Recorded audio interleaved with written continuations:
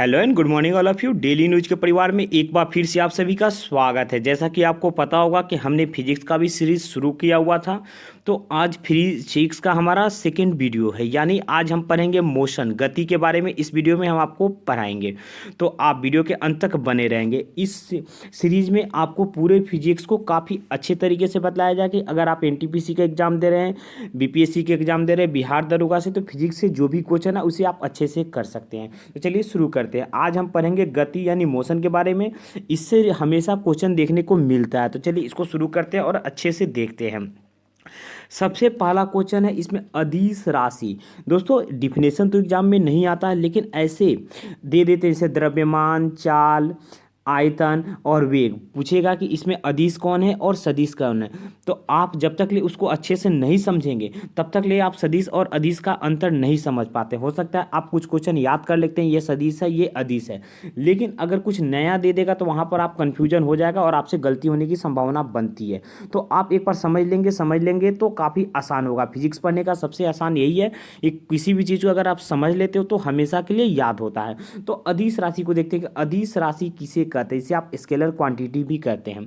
तो वैसी भौतिक राशि जिनमें केवल परिमाण होता है, परिमाण का मतलब सिर्फ इसमें मैग्नीट्यूड होता है, इसका वैल्यू होता है, इसमें कोई दिशा नहीं होता, डायरेक्शन नहीं होता, उसे अदिश राशि कहते हैं। इसे याद कैसे कर सकते हैं, तो इसमें आप ऐसे देख सकते हैं, इसका नाम ही है अदिश। अदिश का मतलब जिसमें दिशा नहीं हो, दिश का मतलब दिशा, अलग गया यानी जिसमें दिशा नहीं हो उसे अदिश कहेंगे। तो दिशा नहीं हो तो क्या होगा, सिर्फ परिमाण हो। अब समझेंगे परिमाण का मतलब, तो परिमाण का मतलब मैग्नीट्यूड यानी सिर्फ उसका वैल्यू ही हो। जैसे द्रव्यमान, आप सम जाते हैं बाजार में और आप कहते हैं कि हमको 2 केजी आलू दो, 2 केजी प्याज दो, तो प्याज क्या होता है कि 2 केजी प्याज, तो सिर्फ केजी, ये इसका परिमाण बतला रहा है 2।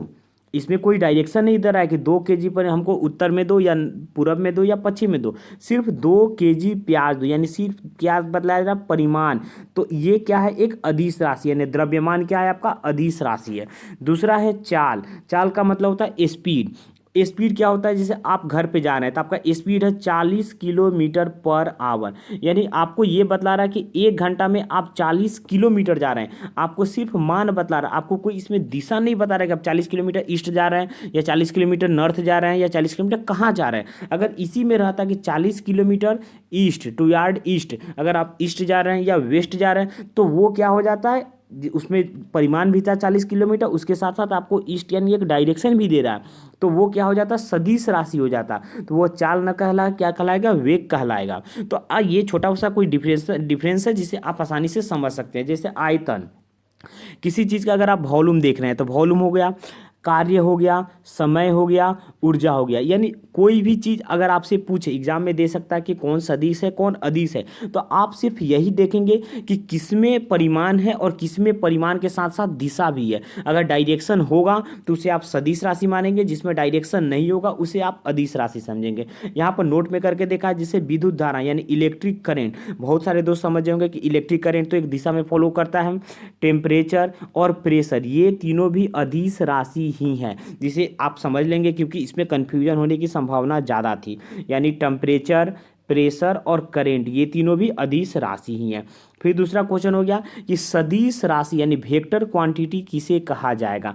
तो वैसी भौतिक राशि, भौतिक राशि का मतलब ये फिजिकल क्वांटिटी यानी फिजिक्स की राशि है। इनमें परिमाण भी होती है, परिमाण के साथ साथ दिशा भी होता है, जिसमें परिमाण भी हो। जैसे 40 किलोमीटर हम जा रहे हैं, कहाँ जा रहे हैं, तो टू यार्ड ईस्ट, यानी पूरब की दिशा में हम 40 किलोमीटर जा रहे हैं, यानी परिमाण भी दिया है कि 40 किलोमीटर जा रहे हैं और दिशा भी दे रहा है कि हम पूरब के साइड में जा रहे हैं। तो ये क्या कहलाएगा, सदिश राशि। सदिश मतलब दिशा के साथ, जिसमें दिशा हो उसे सदिश, अदिश जिसमें दिशा नहीं हो। ये आपको समझ में आ गया। फिर इसमें एक लाइन और ऐड किया जो योग का एक निश्चित नियम के अनुसार जोड़ी जाती है। इसका मतलब अगर आप इंटरमीडिएट को साइंस से किए होंगे तो आप सदिश यानी वेक्टर का एडिशन पढ़े होंगे। ये उसी को बात कर रहा है कि वेक्टर का एडिशन एक अलग होता है। तो जो राशि जिसमें दिशा भी हो, परिमाण भी हो और ये वेक्टर का एक योग होता है यानी एडिशन का नियम होता है, उसको अगर वो फॉलो करता है तो वो सदिश राशि कहलाता है। तो हम देखते हैं कि इसमें सदिश राशि जो परिमाण भी है, यानी उसका वैल्यू भी है कि वो 5 किलोमीटर है, और उसमें दिशा भी है 5 किलोमीटर ईस्ट की साइड या 5 किलोमीटर नॉर्थ के साइड। और जो योग का एक निश्चित नियम होता है, अगर आप इंटरमीडिएट साइंस में पढ़े होंगे भौतिक, ये वेक्टर फर्स्ट ही लेसन होता है वेक्टर, उसमें ऐड देता है कि वेक्टर को कैसे ऐड किया जाता है। स्केलर 4+2 6 ऐड कर देते हैं, लेकिन इसी में आई जोड़ दिया जाए 4i+6j, तो आप इसको ऐड नहीं कर पाएंगे। तो वो एक अलग नियम होता है, उसको अगर फॉलो करता है तो वही सदिश राशि यानी वेक्टर क्वांटिटी कहलाती है। कुछ एग्जांपल दिए हुए हैं, जैसे वेग, वेग यानी वेलोसिटी, विस्थापन यानी डिस्प्लेसमेंट, बल यानी फोर्स, त्वरण यानी एक्सेलरेशन, ये सभी सदिश राशि है। मैं थोड़ा आपको एग्जांपल के साथ बता देता हूँ। वेग, वेग का मतलब क्या होता है कि जिसमें परिमाण के साथ साथ जैसे 40 किलोमीटर पर आवर आपका स्पीड है, और इसी में लिख दिया जाएगा टू यार्ड ईस्ट यानी ईस्ट की ओर, तो ये क्या हो जाएगा, ये वेग कहलाएगा। ये 40 किलोमीटर पर आवर सिर्फ लिखेगा तो ये चाल कहलाएगा, स्पीड। अब 40 किलोमीटर पर आवर के साथ टू यार्ड ईस्ट या टू यार्ड नॉर्थ यानी एक डायरेक्शन ऐड कर दे तो यह वेग कहलाएगा। यानी इसमें आपको एक परिमाण भी मिल रहा है, दूसरा उसमें आपको एक दिशा भी मिल रहा है। तो ये परिमाण और दिशा के साथ हो रहा है, यानी एक भौतिक राशि हो जा रहा है। दूसरा विस्थापन, विस्थापन का मतलब क्या होता है, मिनिमम डिस्टेंस, यानी आप एक जगह से दूसरी जगह जा रहे हैं तो इसमें एक डिस्टेंस भी रहेगा, कहाँ से कहाँ जा रहे हैं, नॉर्थ से साउथ जा रहे हैं। फिर बल, बल का मतलब फोर्स, त्वरण, ये सब आगे पढ़ेंगे, मैं आपको बताते जाऊंगा। एक अगला टॉपिक है हमारा डिस्टेंस यानी दूरी। दूरी काफ़ी महत्वपूर्ण है, जिसे आप काफ़ी अच्छे से समझेंगे। दूरी, तो दूरी का मतलब होता है कि एक टाइम में आप कितना डिस्टेंस ट्रेवल किए। जैसे मैं पॉइंट ए पर हूँ, मैं पॉइंट ए से पॉइंट बी पर गया, पॉइंट बी से पॉइंट सी पर गया, पॉइंट सी से पॉइंट डी पर गया, डी से ई पर गया, तो मैंने कितना डिस्टेंस ट्रेवल किया। तो ए से बी का डिस्टेंस अगर 5 हो, बी से सी का डिस्टेंस 6 हो, सी से डी 4 हो, और डी से ई मेरा 7 हो, तो मैंने टोटल कितना डिस्टेंस ट्रेवल किया, 5 6 11 4 15 15 7 22, मैंने टोटल 22 किलोमीटर का डिस्टेंस ट्रेवल किया। यानी आप ये समझ सकते हैं, अगर आप बाइक चला रहे हो तो बाइक चला रहे हो तो आपने बाइक शुरू कर दिया, जिस रास्ते से जा रहे हैं बाइक का जो मीटर बढ़ता जाता है वो क्या दिखलाता है, डिस्टेंस को ट्रेवल बतलाता है। और दूरी हमेशा पॉजिटिव ही रहती है। आप देखते होंगे बाइक का मीटर कभी निगेटिव नहीं शो करता है। आप 1 किलोमीटर जाएं या एक ही रास्ता में जा रहे हैं फिर उल्टा आ जाना है, जैसे भी जाएंगे उसका डिस्टेंस हमेशा पॉजिटिव ही दिखाता है, यानी वो क्या दिखाता है, दूरी को आपको शो करता है। अगला टॉपिक है विस्थापन। दूरी में और विस्थापन में दोनों में आपको कन्फ्यूजन होगा, क्योंकि दोनों एक ही चीज़ है लेकिन हल्का फुल्का का अंतर है। तो मैं आपको बतला रहा हूँ, जैसे हम ए से जा रहे थे बी पर, फिर बी से जा रहे थे सी पर, फिर सी से गए थे डी पर, और डी से गए थे ई पर। अगर यही आपको विस्थापन पूछता तो विस्थापन का मतलब होता है कि आप चले कहाँ से और आप पहुँचे कहाँ से, आपका शुरुआत पॉइंट कहाँ है और आपका एंड पॉइंट। आप वाट एवर ए से बी पर गए, सी पर गए, डी पर गए, इससे किसी से मतलब नहीं। आपने शुरुआत कहाँ से किया, तो आपने शुरुआत ए से किया, आपने एंड कहाँ पे किया, आपने एंड ई पर किया। तो ए से ई के बीच के जो डिस्टेंस है यही आपका विस्थापन कहलाएगा। यानी विस्थापन में आप किस रोड को फॉलो करते ये मतलब नहीं है, आप कहाँ से चले और जाकर गाड़ी आपकी कहाँ पर रुकी। तो दोनों के बीच का एक धागा हम ए पर रखेंगे, दूसरा धागा ई पर रखेंगे और बीच का डिस्टेंस नाप लेंगे, जो आएगा यही क्या कहलाएगा, विस्थापन कहलाएगा। यानी दूरी में और विस्थापन में आपको अंतर समझ में आ गया। दूरी एक्चुअल लेंथ होता है कि आप कहाँ कहाँ गए, और विस्थापन कहाँ से आपने शुरू किया था कहाँ खत्म किया था। तो दोनों के बीच का जो एक्चुअल डिस्टेंस होगा यही विस्थापन कहलाएगा। एक और एग्जांपल से मैं समझा दे रहा हूँ। एक बंदा ए से जा रहा है, बी पर यहाँ पर पहुँचा, सी यहाँ पर पहुँचा और डी यहाँ पर पहुँचा। इसका एक्चुअल डिस्टेंस अगर पूछेगा तो ए से बी का जितना होगा, बी से सी का होगा, डी से ई, सी से डी का होगा। और आपका डिस्प्लेसमेंट पूछेगा तो ए से डी के बीच का जो डिस्टेंस होगा यही डिस्प्लेसमेंट होगा। अब डिस्प्लेसमेंट और डिस्टेंस में दोनों में अंतर समझ लीजिए। दूरी हमेशा धनात्मक होती है यानी पॉजिटिव होती है। अगर आपको कोई बोलता है कि मैंने -2 किलोमीटर का दूरी ट्रेवल किया, यानी वो गलत बोल रहा है। दूरी माइनस में कभी हो ही नहीं सकता। दोनों का ऐसा यूनिट क्या होता है, मीटर ही होता है। दूरी को भी आप मीटर में ही मापेंगे, विस्थापन को भी मीटर में ही मापेंगे, लेकिन दूरी हमेशा पॉजिटिव होता है। लेकिन विस्थापन पॉजिटिव भी हो सकता है, निगेटिव भी हो सकता है, शून्य भी हो सकता है। मेरे कुछ फ्रेंड ये नहीं समझ पा रहे हैं कि विस्थापन शून्य कैसे होगा। भाई आप देखेंगे, आप ए से गए बी पर, बी से गए सी पर, सी से गए डी पर, और कोई बंदा डी से फिर ए पर ही आ गया, तो वो चला कहाँ से था, ए से आ कहाँ पर गया, ए पर, यानी उसने शुरुआत ए से की थी और एंड भी ए पर ही किया, तो उसका डिस्प्लेसमेंट कितना हो गया, जीरो हो गया, जहाँ से चला था वहीं पर पहुँच गया। लेकिन क्या डिस्टेंस जीरो हो गया, नहीं होगा। ए से बी गया, बी से सी गया, सी से डी गया, डी से ए गया, तो ये सब ऐड करेंगे, यानी डिस्टेंस कभी जीरो नहीं हो सकता, वो हमेशा पॉजिटिव होता है।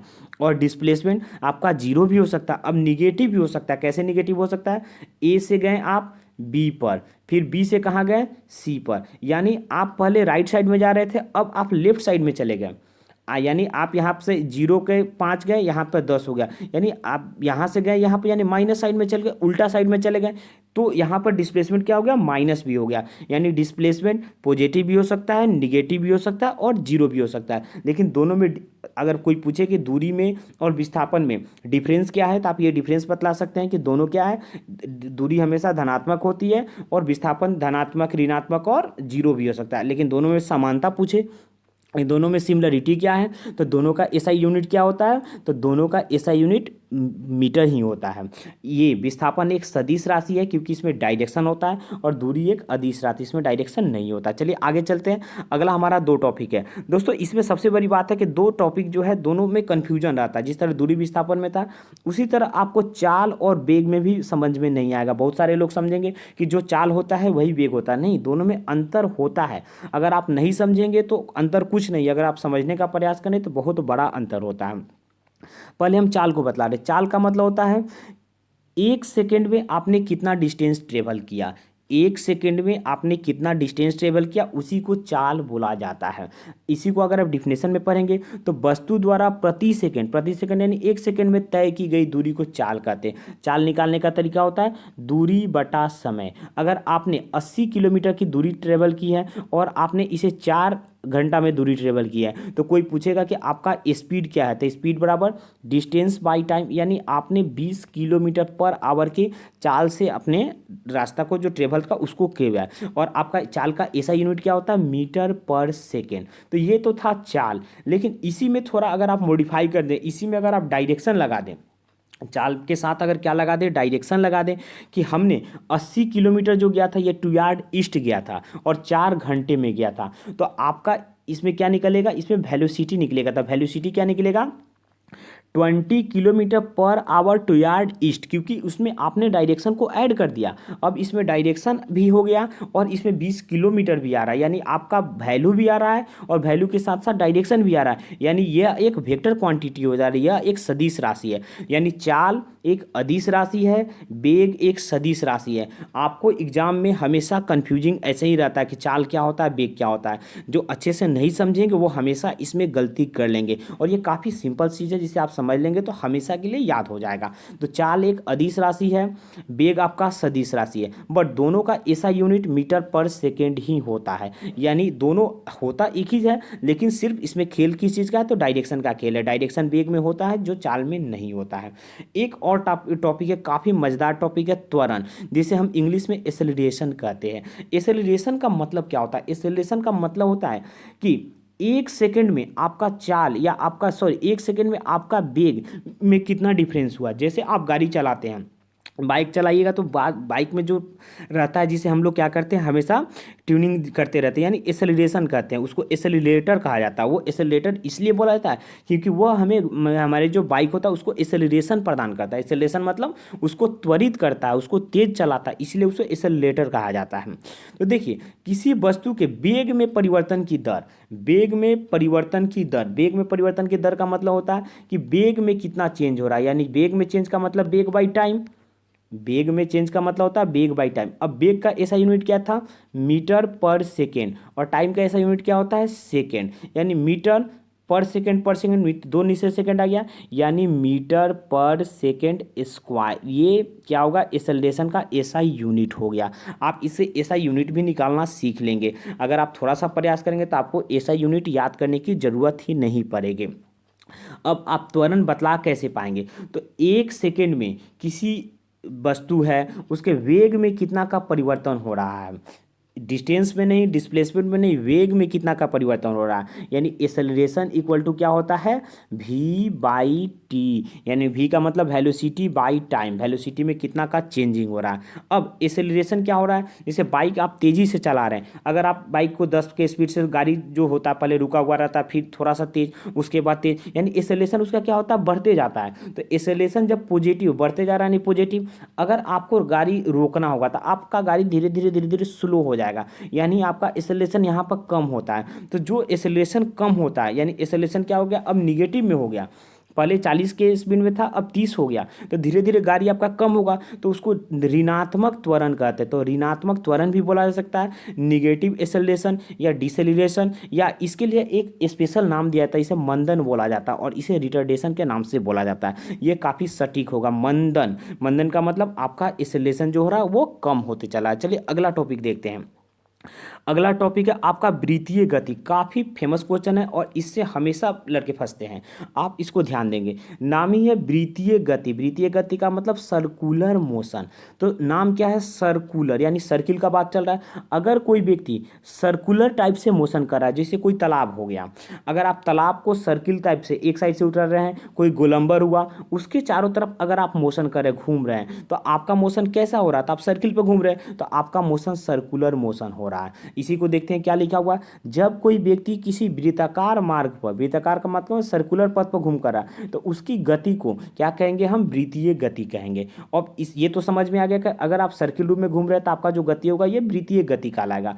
अगला टॉपिक देखो, ये काफ़ी फेमस है, ये है एक समान चाल से अगर चलती है, अगर आप एक समान चाल से गति करें, आप साइकिल लिए और साइकिल से आप समान चाल रहे, अगर आप 20 के स्पीड से चले तो 20 के ही स्पीड से आप घूमते रहें, तो आप एक समान चल रहे हैं, तो एक समान वृत्तीय गति। एक समान यानी आपका फिक्स है, और आप क्या कर रहे हैं, तो वृत्तीय गति कर रहे हैं, तो एक समान वृत्तीय गति कहते हैं। लेकिन अभी मैंने आपको ऊपर बताया कि वेग में परिवर्तन होता है, उसकी दर को अगर हम क्या करते हैं, एक्सेलरेशन कहते हैं। यानी एक्सेलरेशन के लिए आपका जो स्पीड है उसमें चेंजिंग होनी चाहिए, लेकिन ये एक ऐसा केस है वृत्तीय गति, जहाँ पर एक समान गति से भी आप वृत्ताकार पथ पर चलेंगे तो आपके गति में तो कोई चेंजिंग नहीं होता है, लेकिन एक्सेलरेशन होता है। और ये क्वेश्चन हमेशा एग्जाम में आता है और बच्चे इसमें गलती करते ही हैं। अब पूछिए क्यों। अगर आप बोलेंगे कि नहीं, अभी आपने बतलाया ऊपर कि वेग में परिवर्तन होगा तभी एक्सेलरेशन माना जाएगा, लेकिन ये बच्चा जो वृत्ताकार मार्ग पर चल रहा है, इसके वेग में तो परिवर्तन ही नहीं हो रहा, ये 20 है तो 20 की ही स्पीड से चल रहा है, तो इसमें एक्सेलरेशन कहाँ से आ गया। तो भैया मैंने आपको क्या बतलाया कि जो वेग होता है, वेग में क्या होता है, एक तो 20 की स्पीड से चल रहा है और दूसरा उसमें एक डायरेक्शन भी तो होता है। तो वृत्ताकार मार्ग पर आप चल रहे हैं, तो वृत्ताकार मार्ग पर प्रत्येक पॉइंट पर आपका डायरेक्शन चल रहा है। जो बंदा यहाँ पर चल रहा है ए पर, ये किस साइड में जा रहा है, तो ये इस साइड में जा रहा है। फिर ये बंदा बी पर यहाँ पर आ गया, तो इसका डायरेक्शन क्या होगा, इस साइड में होगा। यानी वृत्ताकार मार्ग पर प्रत्येक टाइम डायरेक्शन चेंज होता है, और इसी डायरेक्शन चेंजिंग के कारण यहाँ पर क्या उत्पन्न हो जाता है, एक्सेलरेशन उत्पन्न हो जाता है।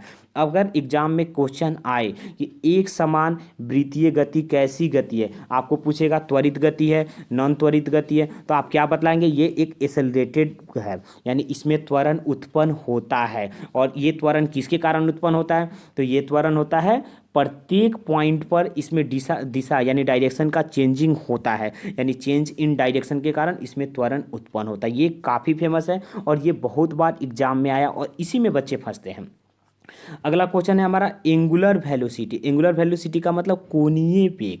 अब कोणीय वेग का मतलब क्या होता है, आप ध्यान देंगे, ये क्या लिखा हुआ मैं इसे फिर से समझा दूंगा। ये एक वृत्ताकार मार्ग है, यहाँ पर इसका क्या होता है, सेंटर होता है, इसे आप केंद्र कहते हैं। तो केंद्र से जो डायरेक्शन में रहता है ये होता है रेडियस। तो बोलता है कि इसका ये रेडियस, अगर कोई बंदा ये रेडियस है तो ये रेडियस एक सेकेंड में इस पर जितना डिग्री का एंगल बना देता है, यही इसका एंगुलर वेलोसिटी कहलाता है। यानी एक सेकेंड में रेडियस जितना का एंगल बनाता है उसको क्या कहेंगे हम लोग, एंगुलर वेलोसिटी कहलाएंगे। देखिए वृत्ताकार मार्ग, यह एक वृत्ताकार मार्ग पर गतिशील एक कण केंद्र से मिलाने वाली रेखा, ये केंद्र था, केंद्र से मिलाने वाली रेखा एक सेकेंड में जितना कोण से घूमते हैं, यानी एक सेकेंड में इस पर जितना का आप एंगल बना दे रहे हैं, 60 का एंगल बना रहे हैं, 90 का बना रहे हैं, 180 का बना रहे हैं, या जितना का एंगल बनाएंगे ये उसका क्या कहलाएगा, एंगुलर वेलोसिटी यानी कोणीय वेग कहलाएगा।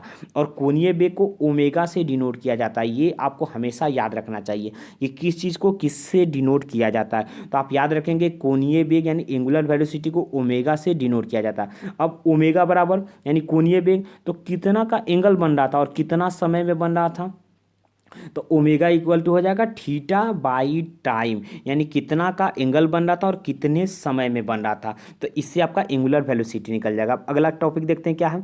इसी से रिलेटेड कुछ और टॉपिक है जो मैं आपको क्लियर कर देता हूँ।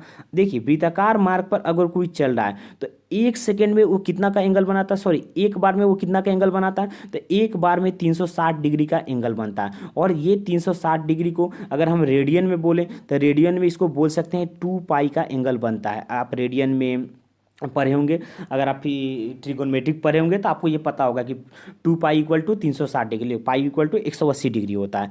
तो ये 1 सेकेंड में कितना का एंगल बना रहा है, तो 2 पाई का एंगल बना रहा है। और ये अगर 2 बार घूमेगा तो 4 पाई, 3 बार घूमेगा तो 6 पाई, 4 बार घूमेगा तो 8 पाई, यानी जितने बार घूमेगा उतना से इसमें मल्टीप्लाई हो जाएगा। अगर ये एन बार घूमेगा तो कितना हो जाएगा, तो एन इंटू 2 पाई। तो यही बोल रहा है कि अगर कोई 1 सेकेंड में कोई वस्तु एन बार मूव कर रहा है तो उसका एंगुलर वेलोसिटी कितना होगा, तो 2 पाई एन हो जाएगा। यही इसमें क्या हुआ, एक रिलेशन है जिसको याद करना आपके लिए काफ़ी ज़रूरी है।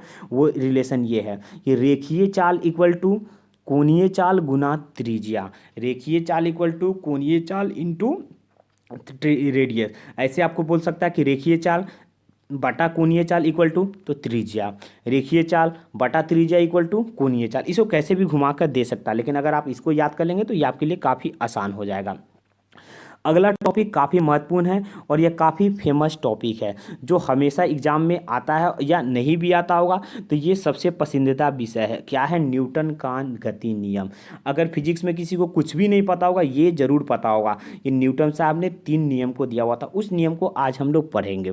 न्यूटन ने, जिन्हें भौतिकी के फादर के रूप में भी, भौतिकी के पिता के रूप में न्यूटन का जाना जाता था, 1687 में इनकी एक बुक आई जिसका नाम था प्रिंसिपिया। इस बुक में उन्होंने सबसे पहले गति के नियम के बारे में बताया कि गति यानी कोई चीज़ जो मोशन होता है उस मोशन का एक रूल होता है, वो रूल के अनुसार ही मोशन करता है। और न्यूटन ने इस पर काफ़ी मेहनत किया हुआ था और उस मोशन को उन्होंने समझा और अपने बुक में उसका प्रतिपादन किया। और इन्होंने 3 मोशन का 3 लॉ दिया हुआ था। तीनों लॉ को हम आज देखेंगे। चलिए, पहला लॉ क्या था मोशन का पहला लॉ इन्होंने बताया कि अगर कोई वस्तु रुका हुआ है तो रुका हुआ ही चाहता है, अगर कोई वस्तु गति में है तो वह गति में रहना ही चाहता है। यानी कोई भी वस्तु अपनी प्रारंभिक अवस्था को हमेशा बनाए रखता है। अगर आप बैठे हुए हैं तो आप बैठे हुए रहना ही चाहते हैं, अगर आप चल रहे हैं तो आप चलते ही रहना चाहते हैं जब तक उस पर कोई बाह्य बल न लगे। अब आप ये कह सकते हैं कि हम तो बैठे रहते हैं, बैठे हुए थे, हमको जब मन करता है हम चल देते हैं, लेकिन आप बैठे हुए तो कैसे चल रहे हैं, आपकी इच्छा शक्ति है, आपके अंदर जो एनर्जी है उससे चल रहे हैं, वो बल आप में लग रहा है तभी आप चल पा रहे हैं। अगर कोई व्यक्ति जिसका पैर टूट गया, उसका शरीर नहीं काम कर रहा, वो तो नहीं चल पाएगा। तो ये न्यूटन कहते हैं कि अगर कोई व्यक्ति रुका हुआ है यानी विराम की अवस्था में है तो वो विराम की अवस्था में ही रहेगी। अगर कोई व्यक्ति एक समान चाल से चले तो उसी अवस्था में चाल के। लेकिन मेरे कुछ फ्रेंड ये करेंगे कि फुटबॉल को मैंने फील्ड पर खेल रहा था, फुटबॉल को मैंने पैर से मार दिया, फुटबॉल पहले तो गति में था बाद में जाकर रुक गया, तो फुटबॉल ऐसा क्यों किया। फुटबॉल को भी तो नहीं रुकना चाहिए, उसको भी तो चलना चाहिए क्योंकि वो एक समान चाल से चल रहा था। या ये भी आप बोल पाएंगे कि हमने साइकिल को चलाया, पैडलिंग जब तक किया, साइकिल चला, पैडल चलाना हमने छोड़ दिया, साइकिल भी रुक गया। साइकिल एक समान चल से चल रहा था, वो क्यों रखा, मैंने उसका आपको बतलाऊंगा। ये सब कुछ आपको बतलाऊंगा, सब क्लियर हो जाएगा। फुटबॉल यहाँ पर था, आपने उसको किक किया, यहाँ से मारा, ये कुछ देर आगे गया, तो फुटबॉल जो आगे जा रहा है वो तो एक समान गति से चल ही रहा है, लेकिन फुटबॉल पर क्या घर्षण बल नहीं लग रहा है, फ्रिक्शन नहीं लग रहा है, पृथ्वी उसको पकड़ रही है, पृथ्वी के घर्षण के कारण ये फुटबॉल रुकता है। अगर घर्षण को आप कम कर देंगे तो ये फुटबॉल रुकना नहीं रुकेगा, फुटबॉल जैसे है वैसे चलता ही रह जाएगा। साइकिल का सेम सिचुएशन, अगर आप साइकिल का चल रहे हैं तो साइकिल का जो चक्का है उसका पृथ्वी के साथ घर्षण होता है, रोड के साथ घर्षण होगा, इसके कारण ये रुकता है। अगर घर्षण हटा दिया जाए तो ये नहीं रुकेगा। इसका मैं आपको एक सिंपल सा एग्जाम्पल दे रहा हूँ। जैसे आप किसी रोड पर चल रहे हैं, ठीक है। आपका जैसे घर ही है, घर में मम्मी घर साफ करती होंगी, तो घर साफ करती होंगी तो जो फर्श होता है वो गीला रहने के कारण आप क्या करते हो, उसमें स्लिप होके गिर जाते हैं। क्यों गिर जाते हैं? क्योंकि उसमें घर्षण कम रहता है। और वो जब घर साफ किया जाता है, तो साफ किया जाता है तो उस पर अगर आप किसी चीज़ को स्लिप कराएंगे तो देखिए वो ज़्यादा दूर चलता है। और घर साफ नहीं रहता तो वो कम दूर चलता है। क्यों? क्योंकि जब घर साफ कर दिया जाता है तो उसमें घर्षण कम हो जाता है, तो वो ज़्यादा दूर चला जाता है। या आप ऐसे भी सकते हैं, अगर आप कैरम खेलते होंगे तो कैरम खेलते होंगे ऐसे आप स्ट्राइकर से किसी को स्ट्राइक करते हैं तो वो ज़्यादा नहीं भागता। लेकिन अगर उस पर आपने पाउडर को डाल दिया तो पाउडर के डालने से क्या होता है, वो जल्दी तेज़ी से भागता है। क्यों भागता है? क्योंकि मैंने उस पर पाउडर डालने से उसके घर्षण को कम कर दिया, और घर्षण कम हो गया तो उसका मूवमेंट बढ़ गया। यानी फुटबॉल और साइकिल जो रुकता है वो घर्षण के कारण रुकता है, वो न्यूटन के गति को काटता नहीं है। यानी न्यूटन का प्रथम गति आप समझ लिए कि अगर कोई व्यक्ति विराम में है तो वो विराम में रहना चाहेगा, और एक समान चल रहा है तो एक समान गति से ही चलेगा। न्यूटन के प्रथम लॉ को यही बात गैलीलियो साहब ने भी कहा, तो इसे गैलीलियो का नियम भी बोला जाता है और इसे जड़त्व का नियम भी कहा जाता है। यानी न्यूटन का प्रथम नियम को तीन और नाम से भी जाना जाता है। एक न्यूटन का प्रथम नियम, दूसरा गैलीलियो का नियम और तीसरा जड़त्व का नियम। ये तीनों एक ही बात कहता है। तो आपको एग्जाम में ऐसा क्वेश्चन हमेशा दिखने को मिलता है, और ऐसा क्वेश्चन आ भी चुका है। न्यूटन के प्रथम नियम को किस नाम से जानते हैं? तो गैलीलियो के नियम, जड़त्व का नियम, दोनों या कोई नहीं। तो आपका सही जवाब होगा दोनों। अब बाह्य बल के अभाव में अपनी विराम अवस्था या गति की अवस्था को बनाए रखने को प्रवृत्ति को ही जड़त्व कहा। मैंने वही बताया, जो रुका है रुका ही रहना चलेगा, चल रहा है चलना ही रहना ही चाहेगा। तो प्रथम, अब देखिए क्या बोला, प्रथम नियम से बल की परिभाषा, मतलब यानी न्यूटन का जो प्रथम नियम था उससे बल की परिभाषा मिलती है। कैसे बल की परिभाषा मिलती है? तो बोल रहा है कि जब तक कोई गति, जब कोई वस्तु है रुका हुआ है तो रुका रहना चाहता है, चल रहा है तो चलते रहना चाहता है, जब तक उस पर कोई बाह्य बल न लगे, यानी बाहरी से कोई बल न लगे। फुटबॉल को बाह्य बल क्यों लगता है? फ्रिक्शन लग रहा था तभी रुक रहा था। साइकिल कैसे रुक रहा था? फ्रिक्शन के कारण रुक रहा था। अगर फ्रिक्शन हटा दिया जाए तो ना फुटबॉल रुकती ना साइकिल रुकता, तो हमें बाइक खरीदने की ज़रूरत ही नहीं पड़ती, हमने एक पॉडिल मार दिया, साइकिल चलता ही जाता। अब बल की परिभाषा क्या है, बल का डिफिनेशन क्या है? बल नहीं रहता तो दुनिया में कोई काम ही नहीं होता। तो सबसे पहले बल क्या है? तो बल एक कारक है। कैसा कारक है? तो यह एक बाह्य कारक है जो प्रारंभिक अवस्था में परिवर्तन करता है या परिवर्तन करने की चेष्टा करता है। लेकिन बहुत सारे दोस्त नहीं समझ पाएंगे कि बल क्या है। मैं आपको सिंपल सा एक बता, बल एक ऐसा कारक है, कारक का मतलब एक फैक्टर है जो किसी चीज़ को या तो परिवर्तित कर सकता है या करने की चेष्टा करता है, यानी उसको करने का प्रयास करता है। जरूरी नहीं कि जहाँ बल लगाएंगे वहाँ काम हो ही जाएगा।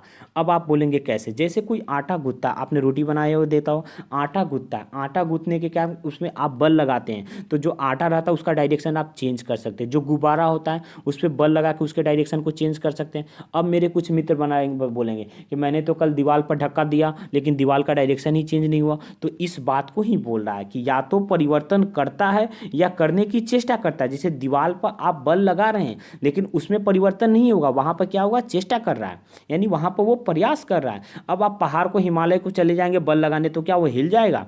नहीं हिलेगा। लेकिन वहां पर क्या होगा? वो चेष्टा करेगा, यानी बल लग रहा है। तो बल से जरूरी नहीं है कि आप जहां पर बल लगाएंगे वहां पर कार्य हो ही जाए। बल लगाएंगे तो परिवर्तन हो भी सकता है या चेष्टा भी हो सकता है। बल क्या है? बल एक सदिश राशि है। सदिश राशि का मतलब आप बल लगाएंगे तो एक डायरेक्शन में बल लगाएंगे तो वस्तु उसी डायरेक्शन में मूव करेगा, तो इसको बल को सदिश राशि बोला जाता है। इसका ऐसा यूनिट होता है न्यूटन। ये काफ़ी महत्वपूर्ण है कि बल का ऐसा यूनिट, क्योंकि फिजिक्स से जो क्वेश्चन आता है वो खूब डीपली नहीं आएगा आपको, या तो उसके डिफिनेशन से क्वेश्चन आ जाएगा, न्यूमेरिकल से आ जाएगा या एसआई यूनिट से आ जाएगा। तो बल का एसआई यूनिट क्या होता है? न्यूटन होता है। ये काफ़ी महत्वपूर्ण होगा। अब जड़त्व का कुछ एग्जाम्पल दिया हुआ है जिसे आप समझ लेंगे। जैसे जड़त्व का एग्जाम्पल, अगर कोई, आप रेल में बैठते होंगे, रेल अचानक से चलता होगा तो आप आगे की तरफ झुकते हैं या पीछे की तरफ झुकते हैं? तो आप अचानक से पीछे की तरफ झुकते हैं। ये क्वेश्चन हमेशा बच्चों को दिक्कत होगा कि आगे झुकेंगे पीछे। मैं आपको क्लियर कर देता हूँ।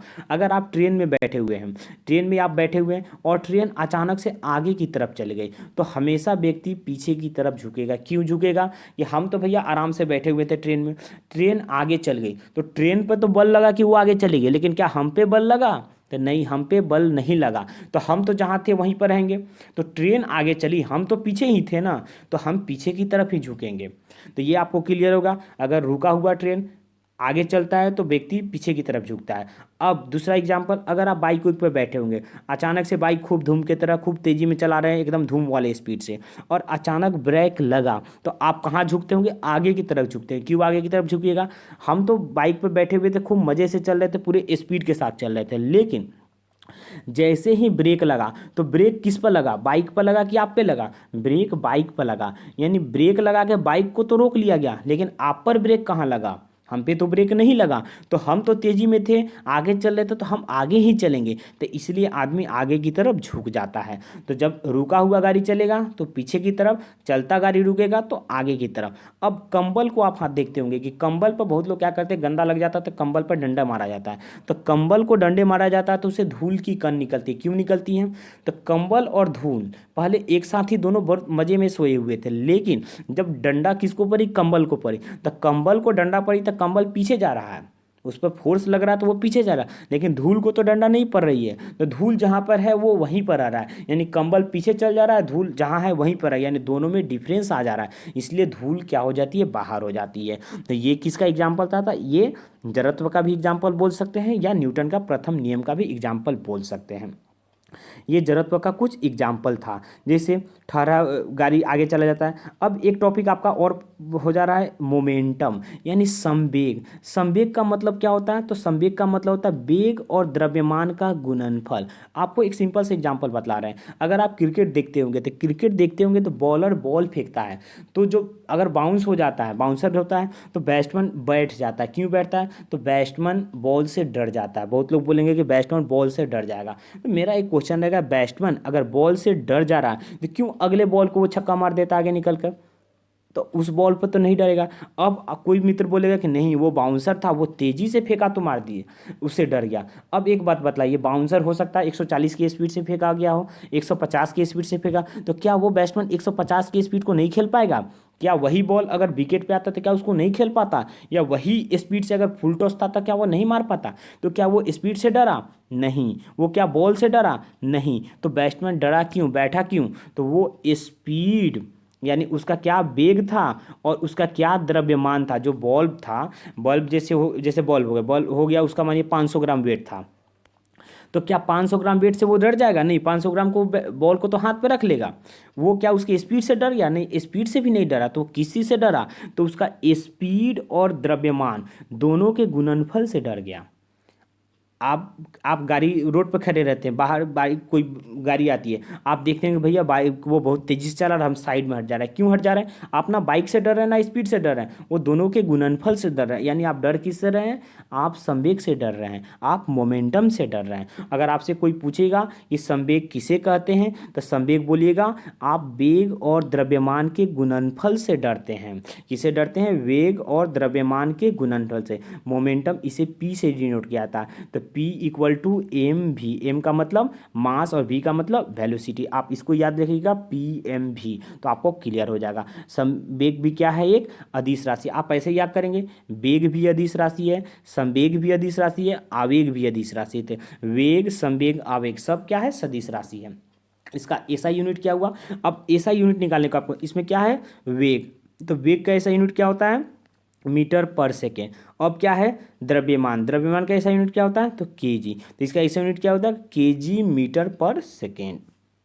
ये तो था संवेग। अब दूसरा क्वेश्चन आ गया, न्यूटन का सेकंड यानी द्वितीय गति नियम।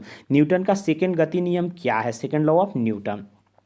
द न्यूटन का सेकंड गति नियम कहता है कि किसी वस्तु पर हम जो बल को लगाते हैं, यह बल जो होता है उसमें संवेग में परिवर्तन की दर। तो संवेग क्या होता है? अभी मैंने आपको बताया P equal to M V, तो यह P equal to M V one, equal to P equal to M V two. तो संवेग में परिवर्तन, परिवर्तन का मतलब माइनस, और दर का मतलब टाइम, यानी force directly proportional to M v1 minus M v2। अगर इसमें से M कॉमन लेंगे तो V1 minus V2 by T. अब V1 माइनस V2 क्या होता है? वेग में परिवर्तन की दर, तो उसको एक्सेलरेशन बोल सकते हैं, यानी M ए, इधर क्या होता है? F। तो F equal to M A, आपने हमेशा फॉर्मूला पढ़ा होगा, F equal to M A, यानी force equal to mass into acceleration. लेकिन अब आपको समझ में आया ये कहाँ से आता है? तो ये न्यूटन के सेकंड गति नियम से ही आता है। यानी आप बोल सकते हैं बल जो होता है यह द्रव्यमान और त्वरण का गुणनफल होता है। और सेकंड गति नियम क्या होता है कि वेग में परिवर्तन की दर उस वस्तु पर लगाए हुए बल के समान, यानी आप उस पर जितना बल लगाएंगे परिवर्तन उतना ही होगा ना। अब आप ज़्यादा बल लगाएंगे ज़्यादा परिवर्तन होगा, कम बल लगाएंगे कम परिवर्तन होगा। तो यही न्यूटन का गति नियम कहता है। आपको एक लाइन दिया हुआ है कि न्यूटन का जो प्रथम नियम है यह दूसरे नियम का ही अंग है, यानी दूसरे नियम का ही पार्ट है। जैसे दूसरा नियम से क्या निकला, F equal to M A, यानी फोर्स का डिफिनेशन निकला। तो फोर्स प्रथम नियम ही बोल रहा था ना कि बल लगाएंगे तो ट्रेवल करेगा, बल नहीं लगाएंगे तो रुका ही रह जाएगा। तो प्रथम नियम दूसरे नियम का ही अंग है। ये सब एक क्वेश्चन है जो अलग अलग एग्जाम में आ चुका हुआ है, तो आप इसको ध्यान से रखेंगे और आसानी से समझेंगे। दो टॉपिक और है और आज का वीडियो यहीं पर खत्म होगा। ये है न्यूटन का तृतीय नियम, थर्ड लॉ, काफ़ी अच्छा है। इसमें क्रिया हमेशा प्रतिक्रिया के बराबर होता है लेकिन विपरीत दिशा में होता है। जैसे ए है और इधर से है बी, ए बी पर जितना बल लगाएगा बी भी ए पर उतना ही बल लगाएगा। जैसे सर ने आपको थप्पड़ मारा तो सर ने आपको जितना जोर से थप्पड़ मारा आप भी सर को उतना ही जोर से हिट किए। तो कैसे हिट हुआ, तो सर ने थप्पड़ किया तो आपके गाल पर चोट लगा और सर के हाथ पे भी उतना ही चोट लगा हुआ। तो दोनों का बात बराबर होता है, इसलिए सर कभी मारते हैं तो उसको टेंशन नहीं लेना, बोलिएगा कि ये न्यूटन का तृतीय नियम, आपने जितना मारा उतना चोट आपको भी लग चुका हुआ है, इसमें टेंशन लेने की बात ही नहीं है। जैसे बंदूक से गोली निकलती है, तो बंदूक से गोली निकलते तो गोली जितने तेज़ी से आगे जाती है बंदूक भी उतना ही तेज़ी से पीछे जाएगा, लेकिन तेज़ी नहीं रहेगी। क्यों, क्योंकि वेग जो होता है, गोली जो होती है, गोली का कितना छोटा होता है, वेट कम होता है तो वो तेज़ी से जाती है, बंदूक का वेट ज़्यादा होता है तो वो धीरे से जाता है, लेकिन बल दोनों पर बराबर ही लगता है।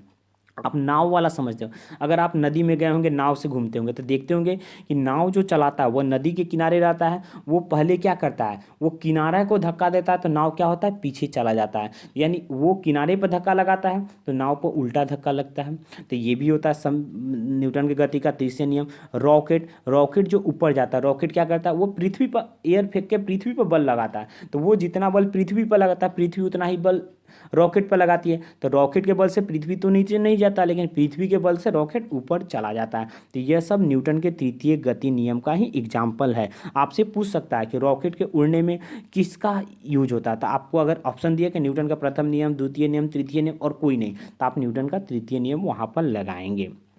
एक और टॉपिक है, इसके बाद कल के वीडियो में आएगा, संवेग संरक्षण का सिद्धांत। आप ये समझ सकते हैं संवेग संरक्षण करने का मतलब किसी चीज़ को कंजर्व करना है, उसको नष्ट नहीं होने देना है। संरक्षण का मतलब उसको संरक्षित कर देना, खत्म नहीं करना है। यानी पहले जितना था बाद में उतना ही रह जाए तो उसको क्या कहेंगे, संरक्षित रह गया, उसमें कोई खत्म ही नहीं हुआ। यानी कोई चीज़ पहले जितना था बाद में उतना ही रह जाए उसी को संवेग संरक्षण का सिद्धांत बोलेंगे। तो अब ये किसकी बात है, तो संवेग की बात है। यानी संवेग पहले जितनी थी बाद में उतने ही संवेग रह जाए तो उसको संवेग संरक्षण का सिद्धांत कहते हैं। अब इसको एग्जाम्पल से हम देखते हैं डिफरेंस में इसमें क्या बतला रहा है। तो इसमें बोल रहा है यदि कण के किसी समूह, यानी किसी समूह या कोई निकाय है उस पर बाह्य बल नहीं लग रहा, यानी इसमें कोई बल नहीं लग रहा होगा तब, तो टक्कर के पहले यानी कोई चीज़ कोई घटना हो रहा है उसके पहले उसके पास जितना संवेग था और घटना के बाद भी उतना ही संवेग है, तो दोनों का संवेग अगर बराबर ही हो तो ये संवेग संरक्षण के सिद्धांत को फॉलो करता है। दोस्तों आज का वीडियो मैं यहीं पर ख़त्म करता हूँ। अगर वीडियो आपको अच्छा लगा होगा, वीडियो से अगर आपको कुछ सीख मिल रही होगा, अगर आप फिजिक्स को अच्छी तरह से समझ पा रहे होंगे तो वीडियो को लाइक करेंगे, अपने दोस्तों के साथ शेयर करेंगे और इसका अगला वीडियो हम बहुत जल्द ही लाएंगे। ये बहुत जल्दी हम फिजिक्स को शुरू करके ख़त्म करके कोई नया लेसन शुरू करेंगे, कोई नया टॉपिक शुरू करेंगे। अगर आपका सजेशन होगा तो आप हमारे कमेंट बॉक्स में सजेस्ट कर सकते हैं, लेकिन वीडियो को लाइक कीजिए, कमेंट कीजिए, शेयर